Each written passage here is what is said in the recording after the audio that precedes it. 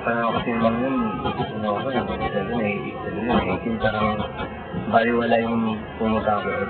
Hardcore nga kasi ako matalas na galing makikita sa institution. Dahil sa law kay Airplane.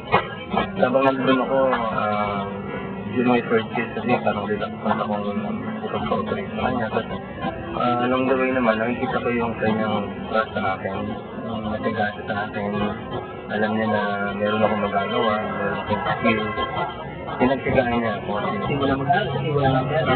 Yun na lang ako. Una nga sabi, 5 days lang ako doon kay Father Ben. Actually, after ng 5 days, bumalik yung papa ko kasi galing ng palaro. Kukunin ako. Maganda naman yung ang nagaling kamusta naman ni Father yung yung pakikita ko. Sabi niya, pwede ko na lang ako. Napunta ako 11 years na ako.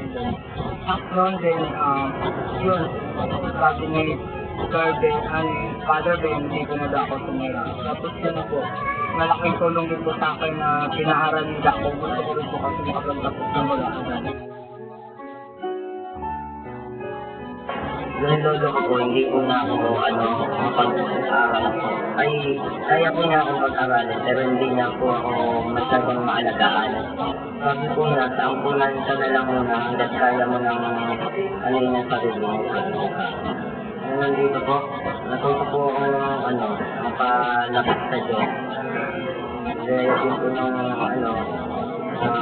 laging magdasal, makipagay sa kapwa, makisama po. Si Father po naman ay masyado pong mahal. Panginoon ay wala pa po. Inaantay ka ng anak ko ng kapatid. Sasabihin sa'yo kung kumain ka na ba.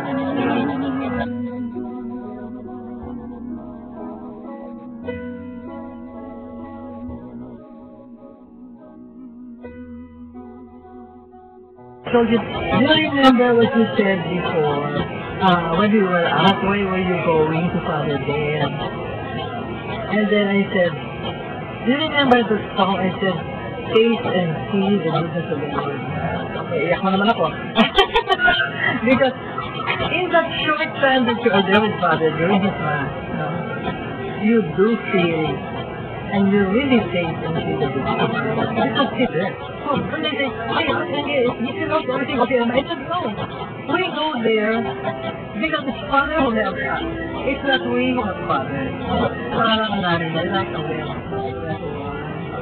We feel the need to be nourished. We know that they're going there for the situation, we will be rejuvenated. Before I used to be before, I was quite successful in my business sa export.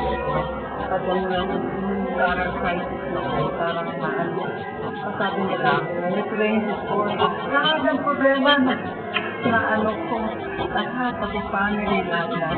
And then, one of my subcontractors came to the Makati Higit Studio. Kapag sabi niya, meron na siya papakilala sa isang priest na handa niya. Sinalakapitan dito, handa niya. Langit ko siya.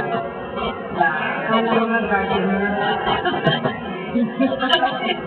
Dala siya, sabi ko, si Paro Bilyote? Sabi niya, ako nga. Ito, ang encounter ko sa kanya, parang naano ako sa kanya eh. Sa kanya sibo. Ang pagkaroon siguro mga 1 hour higit doon sa kanong pwede.